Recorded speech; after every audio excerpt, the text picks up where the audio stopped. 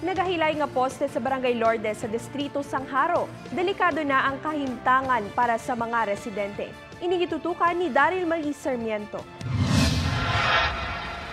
Kung tulo-kondo lapit na gidlang nga matumbang ini nga poste nga nagahilay sa Barangay Lourdes sa Distrito Sangharo sa siyudad sang Iloilo. Suno sa pila ka mga residente sa lugar, tinuig na nga nagahilay ang ini nga poste. Kung maghuyo pang mabaskog nga hangin ang mga pumuluyo sa palibot, hindi man katulog sa pagbantay kung ano na ang matabo sa nasambit nga poste. Dugay na nga nagahilay na da. Siyang una hindi pa masyado.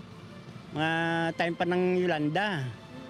Pag Yolanda siya, nagahabyo-gabyo na. Akong sa kong gabi, wala na ko nagagay, doon ginapubyan mo ko pala. So hindi mo ko ng chimpo, buti sa kabataan, maglampang ang gabi, di apon de.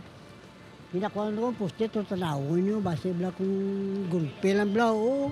Nagpromesa naman ang Panay Electric Power Corporation nga gilayo nila nga pag-atsyekero ng lugar kag ang kahimtangan sang poste sa barangay. Nagpa-schedule ako sa inspection gilayon sa aton mga line engineers dito.